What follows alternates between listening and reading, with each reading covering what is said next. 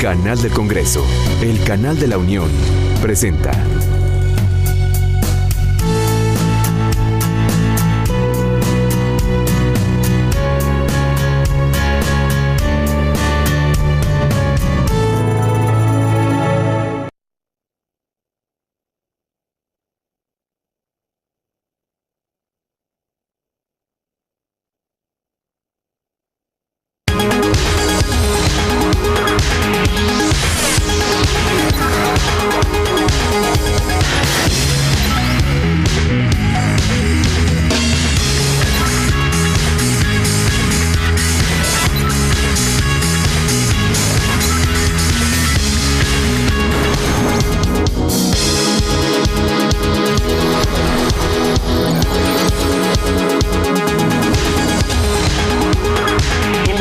A Código Democracia, un espacio de análisis plural sobre el impacto de los medios de comunicación en la sociedad.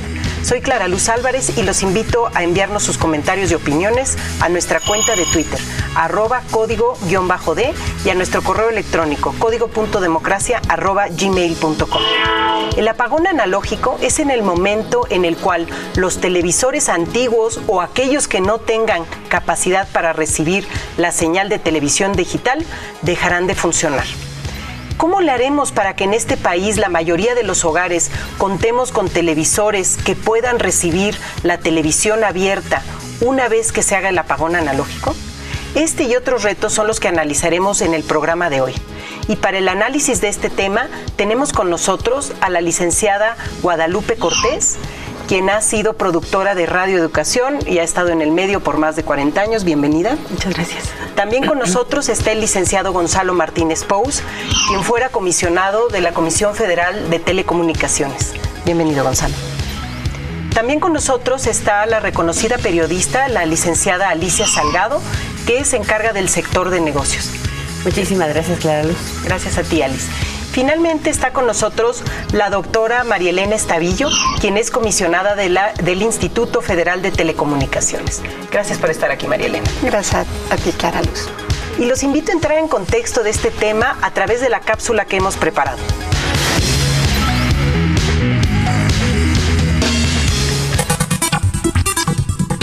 En contexto. Las estaciones de televisión abierta difunden sus señales a través del espectro radioeléctrico. Este es un recurso de la naturaleza escaso. Es un bien de dominio de la nación y el Estado es el encargado de decir quién tiene derecho a ocupar un canal de televisión. La televisión analógica es la que se ha usado desde el siglo pasado y puede transmitir un solo programa en un canal de televisión. En cambio, la televisión digital puede transmitir simultáneamente hasta 3 programas distintos en un solo canal de televisión. La transición a la televisión digital terrestre es el periodo de tiempo en el que un país busca que la inmensa mayoría de sus habitantes puedan tener un televisor digital o tener equipos decodificadores para que, utilizando sus televisores analógicos, puedan recibir las señales digitales. En México, la Constitución señala que a más tardar el 31 de diciembre de 2015 deberá darse el apagón analógico, con lo cual solo los que tengan un televisor digital o aquellos con decodificadores podrán ver la televisión abierta. En contexto. Sin duda, la transición a la televisión digital y la fecha del apagón analógico será un tema para todos los mexicanos.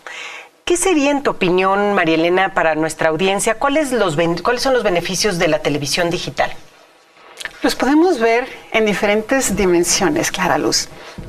Una es probablemente la más inmediata en la que piensa la gente, y es poder ver la televisión con una mejor calidad, ¿no? Es probablemente en lo primero que pensamos, y ciertamente ese es un beneficio inmediato. Pero más allá de eso tenemos otros beneficios que probablemente no sean tan palpables, pero que tienen una gran relevancia. Uno es poder hacer un uso más eficiente del espectro radioeléctrico. Con las transmisiones digitales, las empresas van a poder usar más intensivamente el espectro del que disponen. la transmisión digital permite hacer uso, por ejemplo, de lo que llamamos la multiprogramación, que es la capacidad de enviar diferentes señales en el mismo canal de programación. Eso quiere decir que donde antes se enviaba una sola señal, un solo canal a las audiencias, ahora se podrían mandar 5, 6, dependiendo de la tecnología, el estándar digital que se elija. Ese es un beneficio muy importante porque implica incrementar la capacidad de enviar señales, lo que tiene un impacto en la pluralidad, es potencial según cómo se haga uso de esa multiprogramación, también de la competencia para tener una mayor variedad y alternativas tanto para las audiencias como para las empresas que buscan servicios de publicidad. Pero además tenemos lo que se le llama el dividendo digital, y es que al cambiar el estándar de transmisión a la televisión digital, también estamos haciendo que las empresas se muevan a otra banda de frecuencias. En las transmisiones analógicas, los canales que han tenido, la banda de frecuencias que han tenido asignadas, se cambiarían hacia otra banda de frecuencias, y entonces en el momento que ya se haga el apagón, no en este momento porque todavía están las transmisiones tanto analógicas como digitales, pero ya cuando se termine de hacer la transición y se apaguen las transmisiones analógicas, nos quedaríamos con esos canales que ahorita se usan para la transmisión analógica y que en el mundo se han estado destinando a las comunicaciones móviles. Entonces, en ese momento podríamos hacer uso de esas frecuencias para hacer un crecimiento de la capacidad de los operadores móviles. Y en esto de la transición, retomando, esos son los beneficios. Gonzalo, ¿cuál sería para el ciudadano de a pie que tiene televisores, cómo saber si el televisor sirve o no sirve? Porque hay unos que dicen alta definición y entiendo que no necesariamente servirían. Sí, mira, claro, Luz. Para el ciudadano común y corriente, digamos, yo creo que lo fundamental es primero que entiendan que cualquier televisor hoy en día que tengan va a servir para esta transición digital. El que tiene una televisión viejita, que es analógica, como se ha hecho en casi todo el mundo, es a través de un decodificador, que realmente son muy económicos. Hubo una parte en la que, digamos, el gobierno a través de la extinta Comisión Federal de Telecomunicaciones llevó a cabo un programa para que todos esos televisores analógicos pudieran transitar hasta la televisión digital usando estos decodificadores. Hoy en día se ha dado un giro importante a esa manera, y yo creo que una parte de la población importante se va a ver beneficiada de una televisión digital pues, de las más sencillas, ¿no? Que va a tener la capacidad de disfrutar de estas señales digitales, pero mucha gente con sus televisiones viejas, la verdad es que comprando un decodificador podrá seguir usando y podrá seguir viendo su televisión. Y creo que lo importante es que el beneficio más inmediato para los usuarios de los servicios de televisión es que la calidad de la imagen, la calidad del sonido y además, como decía María Elena, también la variedad de la programación a través de la multiprogramación, pues hace que todos los ciudadanos tengamos una mejor televisión. O sea, yo creo que ese es el beneficio más inmediato. Yo creo que lo que también es importante es que cuando vayan y compren una televisión vean que verdaderamente está adaptada con un sintonizador digital, si lo que buscan es eso, porque si no lo tienes que hacer a través de otro medio, pero si va a ser a través del aire, de la TDT, con su sintonizador digital, y van a disfrutar de todos esos beneficios de la televisión digital de manera inmediata. Hay otros beneficios, como decía la comisionada, que son muy importantes para el Estado, y tal vez también para los competidores y las empresas concesionarias, que tienen que ver ya con el uso eficiente del espectro. Pero eso yo lo vería más a mediano plazo, ¿no? Que se utilice adecuadamente, que se utilice más intensivamente, y que al final del día también lo que quede como dividendo de toda esta migración de las señales de televisión al final se aproveche para las comunicaciones móviles de tercera y cuarta generación, y digamos que con eso empatamos al mundo como está en todo este proceso de transición. Yo creo que lo importante es que yo he sentido que hay mucha crítica en el sentido de que si vamos tarde, si vamos bien, si vamos mal. Creo que vamos bien, no vamos tan tarde, aunque sí hay que reconocer que ha sido un tema donde se han venido dando brincos, ¿no? Del 2021 al 2015, etcétera. Pero lo importante es que el ciudadano sepa que tiene pues una enorme variedad de opciones para poder llevar a cabo esta Entonces, importante transición. mensaje es, aunque tenga yo un televisor viejo, compro mi decodificador, o en algunos casos quizás se lo regale a alguien, y entonces no tengo que tirar a la basura mi televisor. Pero también hay que considerar el otro elemento, es que no nada más es un decodificador, porque la política de televisión digital terrestre, que al menos se replanteó en esta última fase, incluye el cumplimiento de 2 metas constitucionales. La primera es el apagón analógico, pero la segunda es la conexión a Internet. Y esa obligación la tiene que proveer el Estado. Entonces, el haber entregado o el haber decidido entregar televisores digitales con capacidad de conexión a Internet al tiempo en que se está desarrollando el sistema de conexión o hubs en toda la República, ¿no? Que está a cargo de la Secretaría de Comunicaciones, regulado por el Instituto, y por el otro lado, con este cúmulo de, digamos, esta entrega de televisores en un lapso muy corto de tiempo, tienen que terminar al final de este periodo, solamente sería para los beneficiarios del padrón de Cedesol. Y dices, estamos hablando de aproximadamente 7 millones de hogares. En México, más o menos el 40% de los hogares ya tienen televisiones digitales, de acuerdo con la encuesta digital del INEGI, y estaríamos necesitando que se haga un programa muy intensivo de comunicación hacia la población, porque tú ten en cuenta, Clara Luz y amigos, no sé, que el avance que ha tenido, la penetración que ha tenido la televisión de paga, le llamamos de muchas formas, ¿no? Pero te conectas, pagas por tu televisión, incluye un decodificador, ¿no? Y además, hoy te cobran por darte televisión digital cuando no deberían cobrarte por eso, en alguna cosa de estas de las conexiones satelitales. Entonces, seguimos avanzando de una manera muy acelerada. ¿A cuánto crece, según la información del IFETEL, a 36% anual la penetración de la televisión de paga? Entonces, pero ahí la preocupación más si... importante es decirle a la gente, oye, si tú sigues recibiendo televisión abierta, que es una gran mayoría de la población de menores ingresos, o sea, que ganan menos de 10 salarios mínimos al año, es el 48% de la población, es en donde está metida esta televisión. ¿Y tú ves positivo el que, para efectos de la audiencia, el programa para la transición a la televisión digital inició con regalar decodificadores y su instalación en el proyecto piloto que fue de Tijuana? Incluso tú eras comisionado en ese momento, Gonzalo.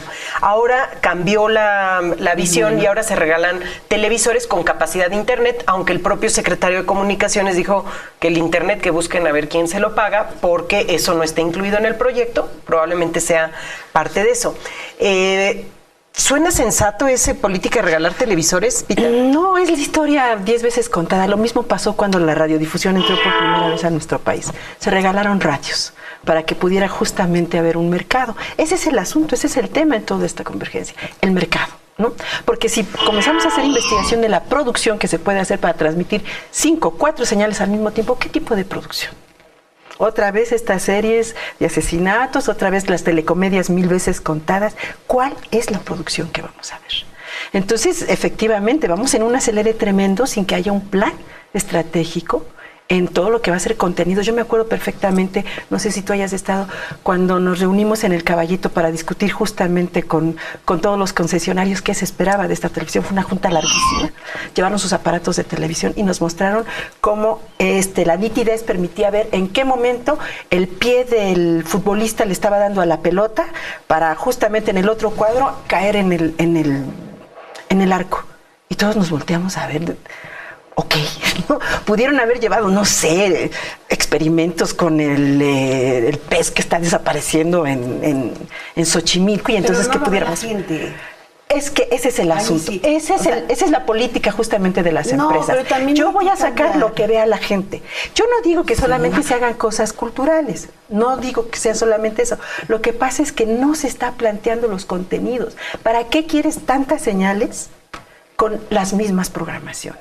El planteamiento hoy es producción. ¿Qué producción? Producción independiente. Pero que ese es un tema al que comercial, digo, finalmente la gente, como tú dices, las estaciones de radio y televisión no son concesiones públicas, pero tienen que ser bajo administración privada, y salvo las concesiones del Estado, que ahora ya les dieron hasta chance también de tener comercialización, pero que pilón tienen presupuesto público, pues pueden darse el lujo de hacer lo que quieran. No, tenemos que llegar a ese punto que yo creo que ahorita todavía no está. Y mantenernos. Tenemos que llegar a ese punto. Tenemos que llegar a ese punto. Pues son políticas diferentes. Exactamente. Creo que ahí también es importante distinguir qué políticas sirven para qué cosas, ¿no? Y en toda la reforma que se ha dado en telecomunicaciones y radiodifusión, yo sí veo políticas que están orientadas a ese objetivo, pero no son de las que estamos hablando. Y es muy importante distinguirlas. Un objetivo es poner, digamos, estos recursos escasos en manos de las empresas, en este caso las empresas radiodifusoras, para que produzcan más, para que tengan más opciones para el público, pero como lo señalaba Alicia, son negocios que buscan tener utilidades, y entonces pues van a estar buscando cómo satisfacer lo que el público demanda. Pero por otro lado, tenemos una televisión que también nos interesa impulsar, que le lleve contenidos de calidad a las audiencias, ¿no? Pero ese es otro camino. Hay que impulsar la producción de contenidos independientes, que haya señales públicas. Eso es importantísimo.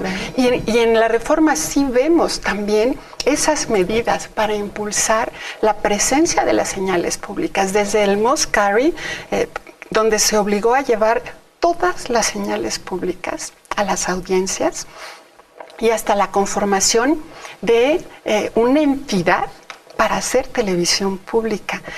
Y si vemos países donde vemos esa televisión orientada a la educación, a la difusión, a los documentales, vemos detrás un Estado que está financiando a esas televisoras. Son caminos diferentes. Pero yo creo que hay el punto, vuelvo otra vez, hay una parte donde no está cumpliendo el Estado una función de difusión importante. Te digo, 14 millones de hogares conectados en televisión restringida. Son 5 de los, un poquito más 6 de los, la televisión satelital, ¿no? Y el resto de los cables. Y traes a 8 millones de hogares entre 7 y 8 por ahí, que son los del Padrón Cedesol. Pero ¿y el resto? O sea, estamos hablando de 14 más 5 y somos 32 millones de hogares en México. Entonces, hoy por hoy, esos 32 no saben si se van a transitar, si van a poder, o si van a pasarse a televisión restringida, no, si ahí van a tener el decodificador, ¿quién no les van a regalar? ¿Cuánto cuesta? ¿Dónde cuesta? ¿Cómo los puedes obtener? ¿Cuál es la norma establecida por la Secretaría de Comercio, de Economía y la parte de normalización para que puedas comprar el aparato y te pueda servir para transitar? ¿De qué manera van a deshacerse de los televisores viejos? O sea, les falta un montón de información. O sea, digamos que en tu opinión se enfocó la transición a los de escasos recursos, pero hay un sector de la población pues grandotote, que quizá no está en el padrón de Cedesol, pero tampoco tiene la facilidad para comprar un decodificador. Que no tiene ahorita televisión de paga. Ahora, si me permiten retomar con televisión de paga. Y aun cuando están creciendo muy rápidamente, somos 32 millones de hogares en este país, de los cuales 5 o 7 son los que tienen gratis. Y los demás, Clara Luz. O sea, nadie se acuerda de ese grupo de hogares. Bueno, ahí tenemos una campaña de información que ha lanzado el IFETEL. Nosotros llevamos varias semanas con todos los días salen mensajes. Pues buscaremos otros medios y vamos a ir por etapas, porque tienes razón.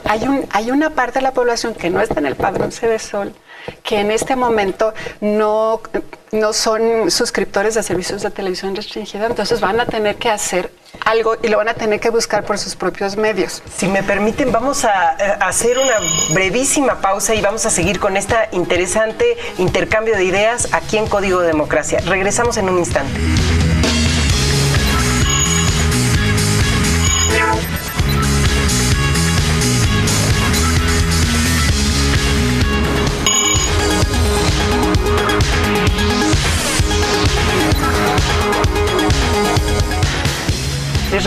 pueden hacernos llegar sus comentarios y opiniones a nuestro correo electrónico código.democracia@gmail.com y a nuestra cuenta de Twitter, código-D.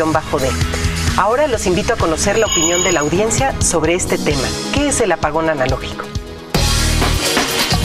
¿Qué opinamos? ¿Qué sabe acerca del apagón analógico? No sé lo que es el apagón analógico, pero...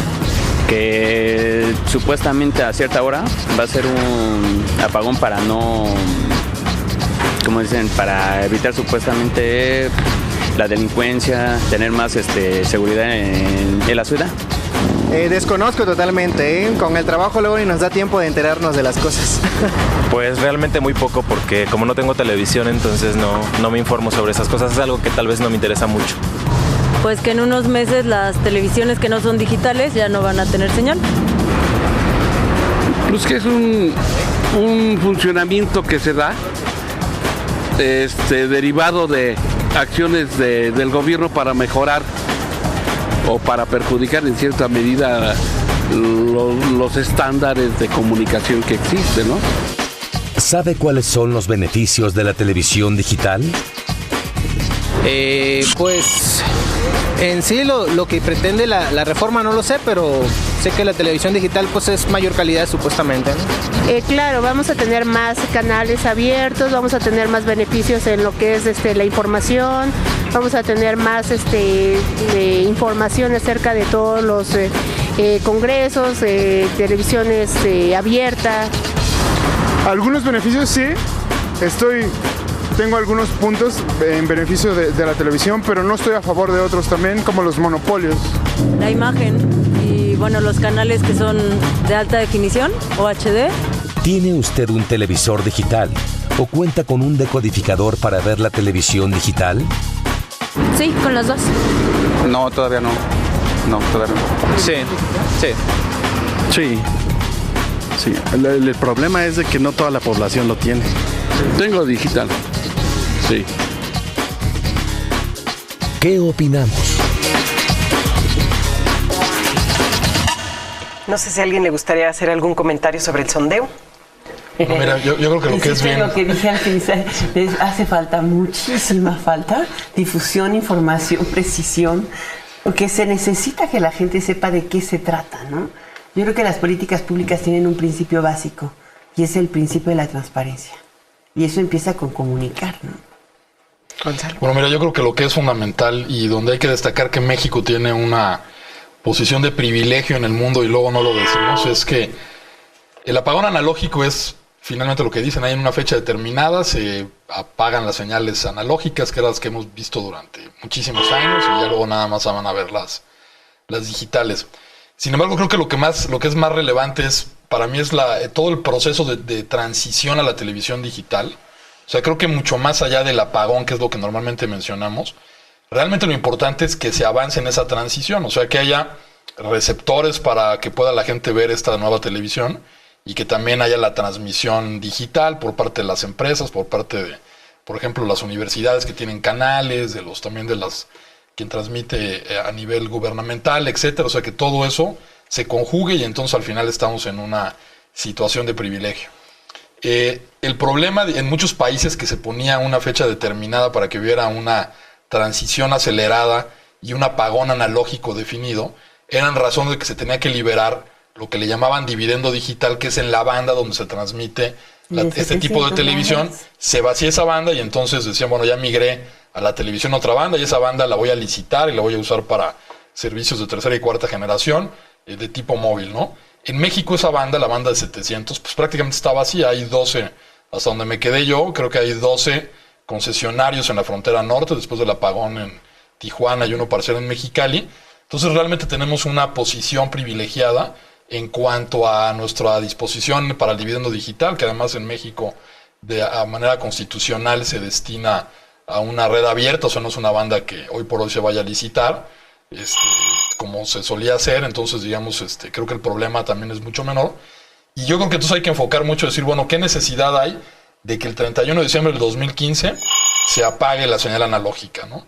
Creo que eso realmente es en la función donde digamos, oye, bueno, más allá de lo que diga la Constitución, que desde luego es muy importante, Pero es bueno, pues toda la gente que esté preparada, como un poco veíamos en el sondeo, pues para poder seguir disfrutando de su servicio de televisión, que hoy por hoy es un servicio público de interés general, ¿no? Y pues eso lo van a lograr en la medida que tengan algún aparato apto para recibirlo, ¿no? Y era un poco lo que decíamos y lo que decías tú, la gente que se queda en esa parte del medio que no es, digamos, beneficiaria de algún programa de tipo social por parte de la Sede Sol, pues creo que es la gente que requiere más de los programas de difusión porque tienen la capacidad de gastar 200 o 300 pesos o 600 tal vez en un decodificador y van a poder seguir viendo, como decíamos, en las televisiones que hoy en día tienen su programación. Va a haber otros que van a poder comprar un televisor más caro, va a haber otros que se van a ver beneficiados de algún programa de los que está llevando a cabo el gobierno, pero creo que todos en su conjunto pues sí va a hacer que se logre, ¿no? El apagón o la transición en esa fecha. Ojalá y así sea, eso es lo relevante, lo importante. Y después viene ya toda la parte relativa a la disposición de ese espectro, de nuevos sistemas de comunicaciones, etcétera, ¿no? Por eso yo digo que lo más importante hoy en día es esa etapa de transición y decir, bueno, a veces ponemos como primero el apagón, ¿no? La gente piensa en eso y decimos que es lo más importante y no. Realmente lo importante para mí es que todo ese proceso de transición pues se den tiempo que y que la gente pues tenga algo donde poder ver la televisión digital y pues que estén bien informados. Yo sí afortunadamente he visto bastante los anuncios del instituto, sobre todo en los periódicos, pero habrá que verlos en otros medios ahora. ¿En Radio Educación tienen anuncios? No tenemos anuncios, pero sí quiero hablar de la red, sobre todo porque esta parte es muy importante. El que estemos muy conscientes de lo que significa estar ahorita con todavía un sistema analógico y qué va a significar tener un aparato digital. Porque ahorita hemos estado hablando de que si van a comprar, de que si se les van a regalar y demás, pero los medios de comunicación actuales se han metido de lleno en nuestras vidas. Nos han obligado incluso a manejar de otra manera nuestro pensamiento, estructurar de otra manera cuando vamos a producir, por ejemplo. ¿Por qué lo comentábamos al principio? Porque los chavos ya no sintonizan Radio Educación. Por supuesto que no. Y menos toman un teléfono para llamar y opinar. Nosotros tenemos que tener abiertos los Twitter y los Facebook para que al momento que ellos quieran opinar, manden su opinión. Pero lo interesante aquí, por ejemplo, que es una de las cosas que yo sí peleo mucho desde la radiodifusión pública, es en la horizontalidad de la comunicación. O sea, que se acabe con ese mensaje en la medida de lo posible. Vertical, donde ellos se quedan escuchando y en la medida de lo posible también ellos participen, que es lo que sí estamos explorando en Radio Educación, donde hay un proyecto de digitalización del 2013 al 2016 y ahí estamos explorando todo lo que significa transitar hacia la digitalización. Y una parte importantísima para nosotros ¿Pero es ustedes esa. son AM? No. Somos AM. Pero ya tienen autorización para ir a FM, ¿no? No. ¿Cómo crees? Ni nos las han dado y quién sabe si nos Ay, las han dado. Marilena, ¿cómo crees? Es lo que tenemos que ver. Es parte del proceso. Es parte de lo que tenemos que hacer. Proceso. O sea, nosotros no tenemos toda eso. No. Pero yo quisiera terminar porque a mí me parece muy importante, ¿verdad? Gracias. Porque justamente esta radiodifusión de servicio público tiene una misión totalmente diferente a la comercial. Claro. Y no es mejor ni peor, es diferente. Tenemos misiones distintas y no tenemos recursos económicos extras y nuestros salarios son bajísimos. Tenemos que cuidar niños, guisar y demás para emparejar los salarios. Entonces a mí me parece que lo que también es muy importante en este proceso, ¿verdad?, es tomar en cuenta todo lo que tiene que ver con la capacitación. El analfabetismo cibernético es impresionante. Y muchos de estos medios van a poder ser usados en una computadora, en un celular, y la gente también tendrá que adaptarse al tipo de botones, al tipo de servicios que van a tener, porque una radiodifusión digital pues va a ofrecer servicios de datos. Entonces, en una estación tú vas a obtener carátula del disco que están escuchando, el nombre del compositor, el nombre del autor, el estado del clima, hospitales cercanos, en fin, una cantidad de información en una pantallita de este tamaño. Es parte de la convergencia. Es parte de la convergencia. A mí me gustaría comentar, es que este punto, y también lo adelantó un poco Gonzalo, más allá del reparto de televisores, que es una parte importante de toda la política, otra parte importantísima es que existan señales, que estén los medios, que estén las señales arriba para que se puedan captar. En la última actualización de la política de TVT, que aprobamos la semana pasada, todavía no está publicada en el diario oficial, pero ya la hicimos pública nosotros. Uno de los cambios que vimos que era muy relevante era poner una obligación para que todas las estaciones estuvieran transmitiendo digitalmente antes de la fecha del apagón. Precisamente. De radio. Bueno, ahorita vamos con televisión. Esta es con televisión. Hemos estado actuando en los dos campos. En televisión pusimos esta obligación que sería el 15 de agosto. Precisamente para tener tiempo, del 2015, para tener tiempo para reaccionar y pues poder solventar cualquier complicación que surja en esos meses para que estén listas y arriba las señales y que se puedan captar al 31 de diciembre del 2015. ¿Y se captan en UHF o qué? Cada una en los pares digitales que se han estado, y muchas de ellas ya están transmitiendo, pero no la totalidad, y sobre todo estaciones más pequeñas son las que faltan de incorporar, pero nosotros podríamos decir, bueno, tienen menores audiencias, ¿no? Pero son importantes porque atienden una parte de la audiencia y tenemos que estar muy seguros de que no se pierda la cobertura de los servicios. Porque de otra manera, no sé si eso lo analizaron ustedes en el IFT, se puede prestar a que si no tengo señal, la analógica ya va a vencer, no tengo digital, me obligan o me orillan a adquirir servicios de televisión restringida.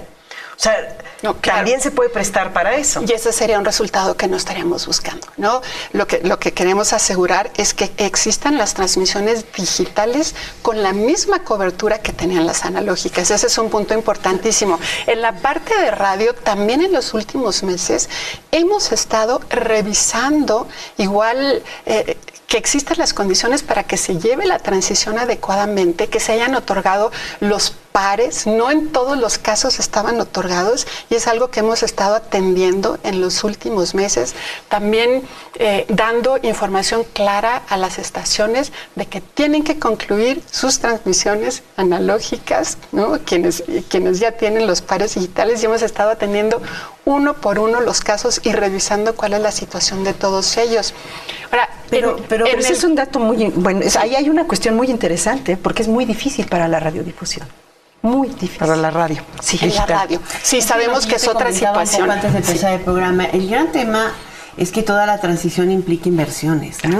Y las inversiones, estas industrias, sobre todo por la acelerada renovación de los códigos tecnológicos, recuerda que cada vez que perforan en el CERN aparece una diferente que te hace algo distinto. Es que es bien importante, o sea, esa tecnología se ha incorporado de tal manera que hoy estamos hablando ya, por ejemplo, de que el próximo año puede haber un nuevo estándar de comunicación en telecomunicaciones, que es el 5G, no 4G, ¿no? Y al rato vas a hacer tercera dimensión y te lo vas a creer. De verdad es algo sorprendente. Yo vengo llegando de IFA Berlín y una de las cosas que me sorprende es que en general la regulación no toma en cuenta lo que avanza la industria. Así es. Y uno piensa que los teléfonos inteligentes llegaron para quedarse. ¿Sabes cuántos más o menos se desplazan cada 18 meses a nivel mundial? 1.500 millones de celulares, de los cuales el 10% son teléfonos inteligentes de ultra high generation. El resto no. Entonces los equipos de menor capacidad, digamos, de recepción, transmisión, etcétera, son los que se adaptan a poblaciones de mediano ingreso y de bajo ingreso. Y lo mismo sucede en Alemania, que sucede en Nigeria, que sucede en México. En nuestro país, por ejemplo, si se hubiera tomado en cuenta lo que hace la industria, este programa de televisión digital hubiera aprovechado el Mundial de Fútbol. Sería, digamos, en vez de regalar televisores, subir programas, o sea, algo complementario. Muy fuerte. ¿Sabes qué? Me estaba comentando, aquí en México, los fabricantes, o sea, alrededor, el número de televisores que se desplazan por año a nivel mundial son 220 millones de televisores. México es uno de los mercados más fuertes mundiales y sobre todo de los emergentes. Y aquí el parque de televisores se renueva cada 4 años. Y particularmente entre 30 y 35% transita a televisiones de nueva generación por el Mundial de Fútbol. Hay una parte que se liga muy fuerte a las finales de fútbol y otra que tiene que ver con algo como los programas musicales, que están como de moda. Allí es donde hay que transmitir fuerte. O sea, no importa cuánta gente lee un periódico, pero cuánta gente ve el musical del fin de semana.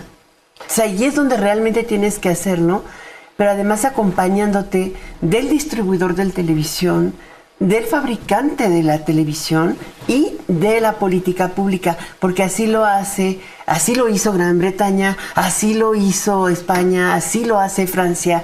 Y nosotros, ¿por qué no? O sea, ¿por qué el regulador tiene que ser como un ovni extraño y no se liga con todos los demás y comparten un share de publicidad y entonces, pues, todo es ganar? Déjame aprovechar tu comentario. Gonzalo era comisionado cuando tuvieron que hacer el primer proyecto piloto de apagón analógico en Tijuana. ¿Cuál fue las consideraciones para decidir entregar decodificadores a los hogares de bajos ingresos? Y si se consideró algún esquema como el que platica Alice, algo complementario que no tenga que ser un subsidio tan directo. Sí, bueno, mira, una de las discusiones más fuertes que tuvimos ahí precisamente era porque solo se cubría la población que estaba, digamos, destinada a un programa de tipo social y todo el resto que probablemente no estaba en esos programas y tenía la necesidad de contar con un tipo de receptor digital, pues no estaba incluido. Eso fue una de las partes más complejas. La otra parte era la de la distribución. Tal vez lo más fácil hubiera sido, hay muchísimos mecanismos. Tú podías haber dado, por ejemplo, en el recibo de la luz un vale para que la gente fuera y cambiara de manera rápida por un decodificador y cable y una antena a una tienda de supermercado, pero una de las cosas que se pensó en ese entonces que era importante en esa prueba piloto era el tema de que se les dieran los aparatos, pero que también se instalaran. Entonces, por eso fue un programa piloto, para ir viendo qué cosas funcionaban bien, cuáles otras no, etcétera. ¿Otros caminos? Sí, claro que se consideraron otros caminos. Finalmente, la que se determinó, ese no fue el pleno de la comisión, pero pues sí, al final fue un programa pues que se llevó a cabo adelante, fue hacerlo repartiendo los decodificadores e instalándolos en los hogares. Se pudo haber hecho también de dar el puro decodificador, de haber dado algún tipo de mecanismo para que la gente fuera y hiciera esa sustitución por sí misma, aprovechando las cadenas de distribución tradicionales, y pues desde luego que hay alguna otra, que es como se está haciendo ahora, que en lugar de un codificador es una televisión, que no implica tampoco una instalación, pero sí implica un canal de distribución. O sea, yo creo que hay muchísimas maneras. Y el subir contenidos como lo que sugiere Alice de la FIFA. Desde luego que todo eso, o sea, yo creo que hay muchísimos caminos y que todos los caminos que nos llevan a ese mismo objetivo están. El gobierno de la República está trayendo un espectáculo a México increíble, ¿no? Va a coincidir a mediados del año pasado, del próximo año. Y aparte, pues puedes programar justamente con el momento de cierre de todas las empresas que tienen que ya tener la transmisión digital y al mismo tiempo facilitar que tengas una difusión súper intensiva ya en digital con un evento de esta naturaleza que además es de carácter mundial. Podría ser, es una idea algo que complementaría para llegar a la finalidad. Es una buena idea. Pero lo que dice Lupita, yo sí lo retomaría, Clara Luz. O sea, realmente hay muchísimos empresarios de la televisión de estados y de provincia que no tienen los recursos suficientes para hacer una transición digital. Y también los radiodifusores de AM/FM necesitan un apoyo y ahí, en mi opinión, debería haber una política de financiamiento clara de largo plazo a tasa menor a un dígito, impulsada por el mismo IFETEL, la propuesta IFETEL, a lo mejor a la Secretaría de Hacienda, que tiene la capacidad de hacerlo, para que vía la banca se bajen esos recursos, se haga un, censo de quienes están en esas condiciones, porque lo que no puedes hacer es que queden excluidos por desinclusión financiera. Serían otros caminos. Si me permiten, vamos a hacer una breve pausa y continuamos con nuestra plática sobre apagón analógico. Numeralia. De acuerdo a cifras del INEGI, 83.4% de los hogares en México cuentan con aparatos de televisión analógica. Solo 25.8% de los hogares cuenta con televisión digital en el país.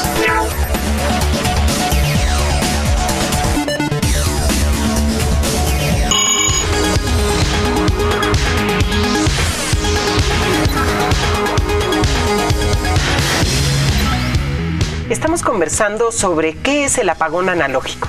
Síganos enviando sus opiniones y comentarios a nuestra cuenta de Twitter, @código_D, y a nuestro correo electrónico, código.democracia@gmail.com. Ahora los invito a conocer la opinión personal de una integrante del Consejo Consultivo del Canal del Congreso, de la maestra María de Lourdes López Gutiérrez. Editorial.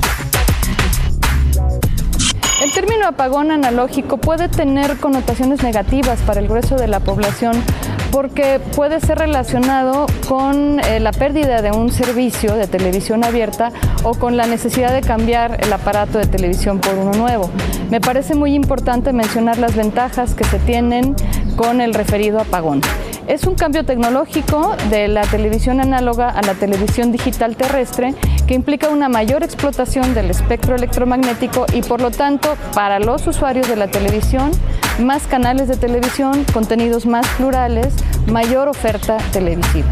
Obviamente, quienes se resisten o quienes se oponen al apagón analógico son quienes en este momento tienen el monopolio de la señal televisiva y que quieren ampliar además su oferta de televisión restringida.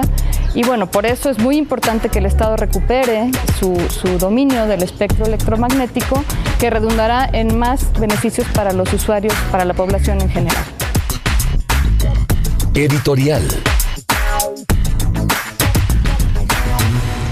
Como lo comentaba la consejera, la maestra María de Lourdes López, de alguna manera de las preocupaciones que existen es que esta transición a la televisión digital favoreciera a los grandes grupos mediáticos.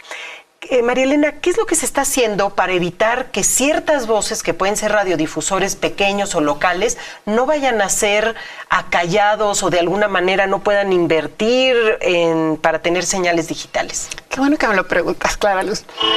Sí me quedé con la inquietud de señalar en la política de TDT que acabamos de aprobar la semana pasada y que se publicará en el Diario Oficial en los próximos días, decidimos adoptar una medida y es posibilitar de hacer una excepción para la obligación de transmitir en digital en aquellos casos donde exista una verdadera razón financiera que le impida ahí al concesionario hacer las inversiones para la tecnología digital. Lo consideramos como casos excepcionales, obviamente. La mayor parte de los concesionarios tendrán que cumplir con esta obligación, pero sí nos preocupa que algunas señales que aportan muchísimo para la pluralidad en algunas regiones donde pueden ser la única voz o una de las pocas voces que estén difundiendo, que puedan desaparecer. Y esa es la razón de haber incorporado esta posibilidad de exceptuar. A nosotros, todas las modificaciones que se incorporaron en la reforma constitucional, uno de nuestros mandatos más importantes es vigilar por la pluralidad.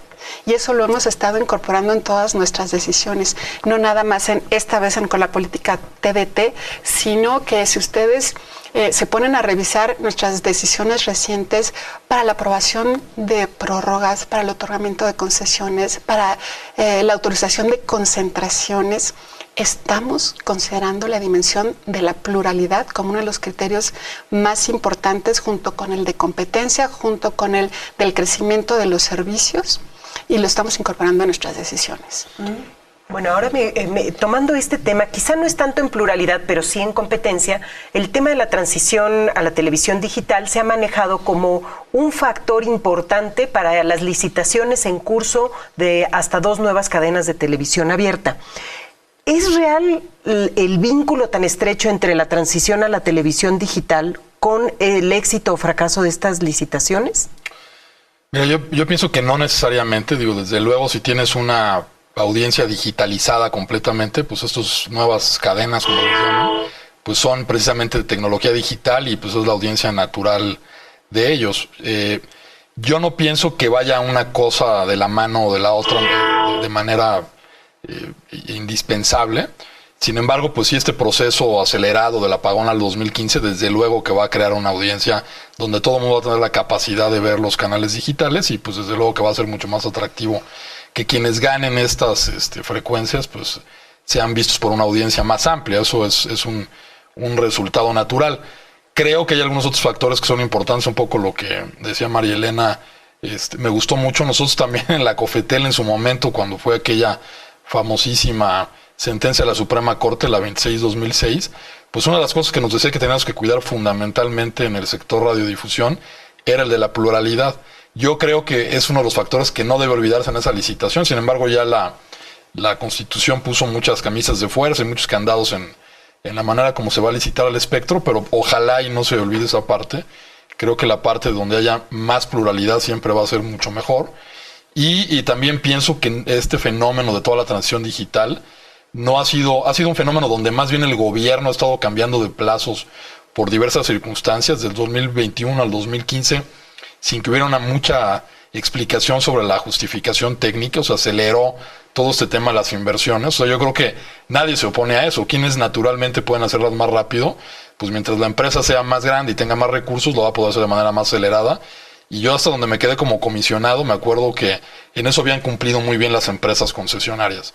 Había una parte donde las permisionarias que dependen de recursos públicos o de algún tipo de presupuesto gubernamental, sí se veían en apuros para alcanzar ese objetivo con este acortamiento del plazo del 2021 al 2015, que fue muy importante, y iban a pasar un poco más ese tipo de problema para lograr la transición a la televisión digital. Y pues era, digamos, uno de los temas importantes y nos preocupaba justo por el tema de la pluralidad. Sin embargo, pues ahora que también se sumen las nuevas frecuencias licitadas, pues va a ser mucho más plural. Habrá que cuidar, como decía Marilena, muy importante, pues a todos estos que están en una situación más vulnerable para que puedan transitar de alguna manera. Pero pues sin olvidarnos que la Constitución ya puso ahí fecha fatal, ¿no?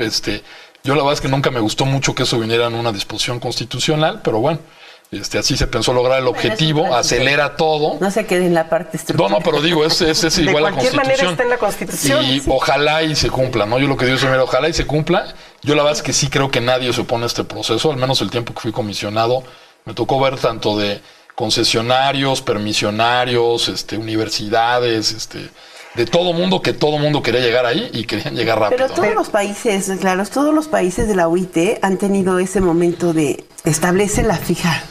Y como había tanta discusión en torno a la fecha, el hecho de que se haya mantenido el 30 de diciembre del próximo año como fecha límite, sí es importante porque siempre tienes la posibilidad de que el Instituto Federal de Telecomunicaciones diga que no es posible. Porque si tú no tienes o no alcanzas los parámetros de cobertura de televisiones digitales o no alcanzas los parámetros de calidad de la difusión de la imagen, no sé, el que tiene la capacidad de decidirlo es él. Y además la Constitución le brindó las posibilidades de pasarse esas fechas. Mira, yo no sé si un poco de referencia a la audiencia. La Constitución establece como fechas fatal el 31 de diciembre de 2015, que viene antes de eso de un acuerdo del presidente Felipe Calderón, que fijó el 31 de diciembre de 2015 sin justificarlo por qué fue 2015 y no 2014 o 2018. Pero en la Ley Federal de Telecomunicaciones y Radiodifusión matizan lo que dice la Constitución y dicen un poco así: si no se alcanza una cobertura al 90% de los hogares de escasos recursos, puedes, en pocas palabras, fingir que el 31 de diciembre de 2015 no se llegó. Entonces, ¿Qué es lo que va a pasar con eso? Tenemos ahí el caso también de las universidades, donde se les dice, si eres una universidad que tiene un medio de comunicación, no pidas más presupuesto, haz lo que puedas con lo que tienes. Y así lo dice. Así es. ¿No, Pita? De ustedes que son tener un medio... a patrocinios. Yo quisiera en esta parte final, porque se salieron con la suya, hablaron de la radio, de la televisión todo el tiempo, pues que nosotros justamente entramos a este tema como trabajadores, porque en realidad yo soy productora, yo muevo máquinas y demás, ¿no? Pero justamente el no tener oportunidad salarial nos hizo comenzar a meternos en estos asuntos de ley, y desde por el 1997 algo así planteamos que se le cambiara una cosita al artículo 13 de la Ley Federal de Radio y Televisión, y que no nos dijeran gubernamentales, que nos dijeran públicas, para poder comenzar a caminar en otras direcciones que nos permitieran hacer llegar financiamientos. Cuando se plantearon los primeros trabajos para lo que fue luego la ley, la propuesta de la ley de la sociedad, que se presentó en el 2002, me parece, no me acuerdo muy bien. Hicimos así un tanto, después de las juntas que se hicieron en Canal 11, un tanto de las cosas que requeríamos: autonomía financiera, autonomía editorial, hacer órganos descentralizados o desconcentrados para tener recursos propios. Bueno, pedimos las perlas de la Virgen. No pasó nada. No pasó nada, no vamos a tener, podemos recibir patrocinios, mención de lo que nos van a poder dar alguna institución, como cuál. Y esos dineros los tiene que administrar Hacienda y luego ver cómo llegan a Radio Educación. Ahorita, por ejemplo, ya no hay pagos directos en Radio Educación de la misma emisora.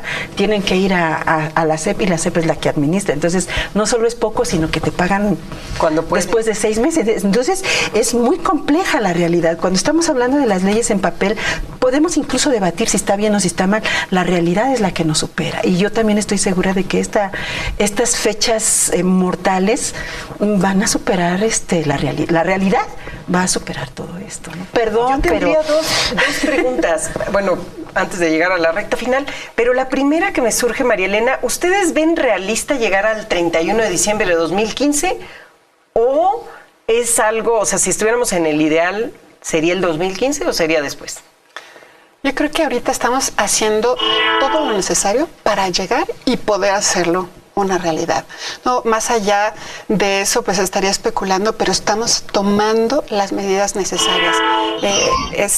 Todas estas acciones de hacerlo público, darle publicidad para que las personas sepan lo que va a suceder, las personas que no son beneficiarias del padrón Cedesol, que sepan cuál es el camino. Ciertamente que ahorita estamos en una fase de simplemente anunciar, se viene esto, tendremos que pasar a algo más detallado, porque es cierto, hay que explicarle a la gente qué es lo que puede adquirir, en dónde, en qué momento va a ser necesario, cuáles son las alternativas. Tendremos que pasar esa fase. Y por otro lado, estamos haciendo todo lo que está en nuestras manos para que las señales estén arriba, porque eso también es nuestra responsabilidad. Que estén, ¿para qué nos sirve tener televisores si no va a haber señales? ¿No? Tiene que estar. Mundos. Y ahí, Alice, se dice mucho que la televisión abierta ya sus días están contados por la evolución tecnológica. ¿Cuál sería tu impresión? Ya no. Así, ¿no? Hoy por hoy el 70% de la población sigue viendo televisión abierta. No necesita, te digo que al final de cuentas son 11 millones de hogares los conectados en televisión de paga. Entonces, tenemos 32 millones de hogares. No es un consuelo de decir, ya todo el mundo puede ver en internet su televisión o escuchar la radio. Digo, el hecho de que tú, por ejemplo, países como Estados Unidos y Canadá, con un avance tecnológico tan importante, el 40% de su población sigue viendo televisión abierta. Ahora, la relación entre televisión abierta y cable después se vuelve todo un tema de regulación en estos países, porque pues ahí entran otros factores que ya están incorporados en la Constitución, como el Moscard y el Mossofer, ¿no? Donde también las audiencias de televisión restringida tienen o pueden ir incorporando contenidos y canales de televisión abierta, por ejemplo, o otras alternativas. Por ejemplo, ahorita hay todo un proceso de revisión de la regulación de los cableros en Estados Unidos, que es complicadísimo su sistema. Y aquí, bueno, ustedes creo que van a empezar una investigación de dominancia, ¿no? Ordenada por la Constitución en el sistema de cable, que pues evidentemente está, como el 70% lo tiene una empresa. Entonces hay temas, hay que resolver todavía en eso. Pero televisión abierta, le cuelga. En economías como la nuestra, es como economías emergentes, me voy a dar un caso que me dio por estudiar. Chile, ¿no? Tiene mucho rato que terminó su proceso de televisión digital y hoy por hoy en Chile el 60% de la población ve televisión abierta no restringida. Y tiene que ver con el nivel de ingreso. Claro. Y también tiene que ver con la distribución del ingreso. Claro. Entonces, bueno, me encantaría pensar que en nuestro país en 10 años tendremos una mejor distribución del ingreso, pero pues yo dejé de pedirle a Santa Claus hace mucho, no lo registro. Bueno, pues estamos en la recta final, unas brevísimas conclusiones. Eso. Si para la televisión digital todavía se ve tardado, la radiodifusión, de verdad, habría que planteárselo en un nuevo programa. Podríamos pensar que va a ser un fracaso. Muchas gracias, Pita, por estar aquí. Sí. Unas brevísimas conclusiones. No, pues mira, yo creo que es un proceso que ha llevado mucho tiempo, que ha habido bastantes cambios en las fechas, en la forma de hacer las cosas. Yo soy optimista, espero que se alcance la fecha del apagón y la transición a finales del 2015. Y bueno, y pues si no fuera esto, creo que lo importante es que lo que se avance en la transición digital es una ganancia, porque como decíamos, la necesidad técnica del apagón no es tal, se puede llevar a otro momento, otra fecha, etcétera. Ojalá y se alcance, y creo que el instituto y el gobierno están haciendo todo para eso. En España tardaron 1 año y medio después de que pusieron el gran límite, y también lo pusieron a nivel legislativo. ¿Sí? Pues veremos si en México es el caso, que lo posterga. Muchas gracias también. Esperemos que sí salga a tiempo. Estamos haciendo todo para que salga como debe ser.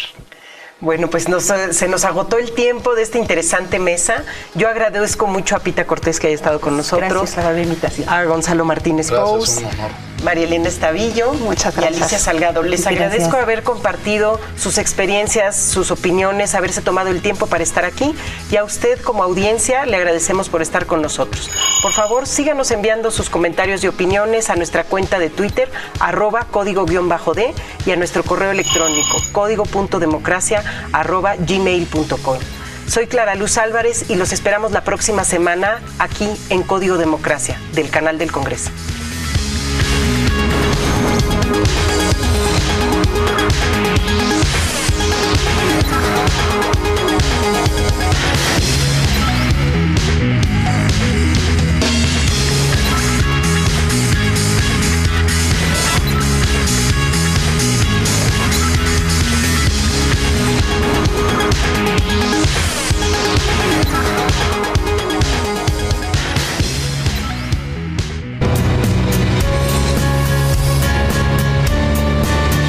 Canal del Congreso, el canal de la Unión, presentó.